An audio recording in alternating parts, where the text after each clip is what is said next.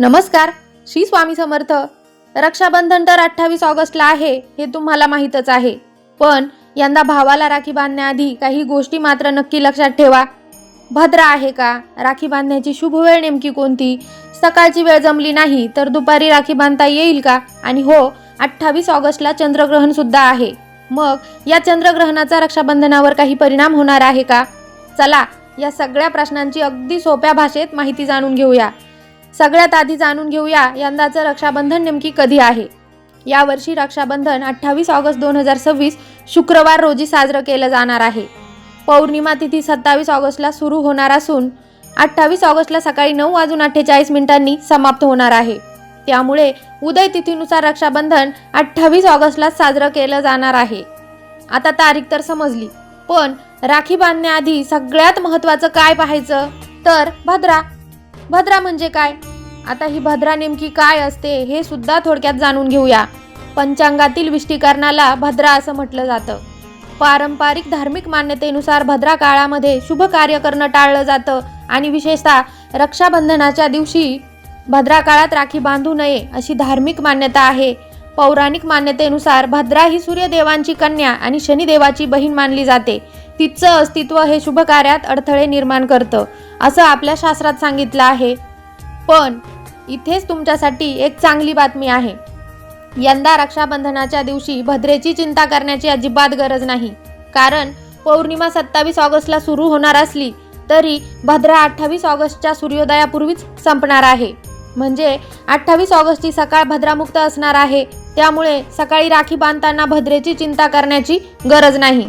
आता येऊया सगळ्यात महत्त्वाच्या प्रश्नाकडे. राखी बांधायची नेमकी कधी? यंदा राखी बांधण्यासाठी सकाळी 6:28 पासून ते 9:48 पर्यंत शुभ वेळ आहे. शक्य असेल तर याच वेळेत भावाला राखी बांधण्याचा प्रयत्न करा. पण आता काही जणी म्हणतील, अहो सकाळी या वेळेत आम्हाला वेळ मिळेलच असं नाही. घरची कामं असतात, रक्षाबंधनाची तयारी असते, भावाची तयारी असते. मग अशा वेळी काय करायचं? काळजी करू नका. दुपारी सुद्धा एक शुभ वेळ आहे. दुपारी 12:03 पासून ते 12:53 पर्यंत अभिजित मुहूर्त आहे. या वेळेतही तुम्ही भावाला राखी बांधू शकता. पण आता दुपारी सुद्धा ऑफिस किंवा कामामुळे वेळ मिळाला नाही तर त्यासाठी सुद्धा एक शुभ वेळ आहे. संध्याकाळी 7:43 पासून ते रात्री 9:30 पर्यंत राखी बांधता येईल. म्हणजे सकाळची वेळ चुकली म्हणून अजिबात चिंता करू नका. पण हे मात्र लक्षात ठेवा, राहू काळ 28 ऑगस्टला सकाळी 10:46 पासून ते दुपारी 12:22 पर्यंत राहू काळ आहे. त्यामुळे या वेळेत राखी बांधणं टाळा. हे मात्र नक्की लक्षात ठेवा, राहू काळामध्ये सुद्धा आपल्याला राखी बांधायची नसते. आणि आता आणखी एक महत्त्वाची गोष्ट, 28 ऑगस्टला चंद्रग्रहण आहे. आता हे ऐकल्यावर तुमच्या मनात एक प्रश्न आला असेल, मग रक्षाबंधनाच्या दिवशी चंद्रग्रहण असेल तर राखी कशी बांधायची? तर काळजी करण्याची गरज नाही. हे चंद्रग्रहण भारतामधून दिसणार नाही. त्यामुळे या दिवशी आपल्याला सुतक किंवा कोणतेही विशेष नियम पाळायची गरज नाही. आणि या चंद्रग्रहणाचा रक्षाबंधनाच्या सणावर कोणताही परिणाम होणार नाही. म्हणून बहिणींनो, आनंदाने आपल्या भावाला राखी बांधा. रक्षाबंधनाच्या दिवशी स्नान करून स्वच्छ कपडे घाला, देवाची पूजा करा, भावाला टिळा लावा, औक्षण करा आणि प्रेमाने त्याच्या मनगटावर राखी बांधा. भावाच्या दीर्घ आयुष्यासाठी, सुखसमृद्धीसाठी आणि उत्तम आयुष्यासाठी प्रार्थना करा. कारण रक्षाबंधन म्हणजे फक्त मनगटावर राखी बांधण्याचा दिवस नाही.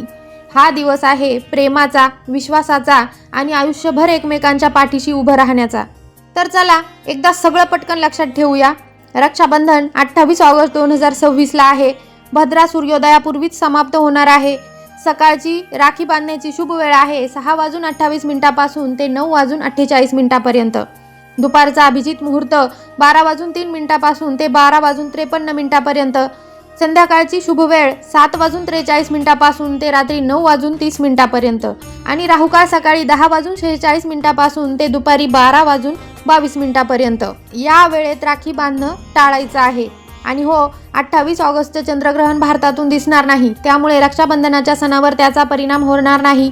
म्हणून यंदा कोणतीही चिंता न करता आपल्या भावाला प्रेमानं राखी बांधा आणि हा सुंदर दिवस आनंदानं साजरा करा. ही माहिती तुम्हाला उपयोगी वाटली असेल तर आपल्या भाऊ बहिणींपर्यंत नक्की पोहोचवा आणि तुमच्या भाऊ बहिणीचं नातं प्रेमानं, विश्वासानं आणि आपुलकीनं कायम असंच घट्ट राहो हीच श्री स्वामी समर्थांच्या चरणी प्रार्थना. रक्षाबंधनाच्या तुम्हा सर्वांना हार्दिक शुभेच्छा. पुन्हा भेटू नवीन माहितीसोबत. तोपर्यंत धन्यवाद. श्री स्वामी समर्थ.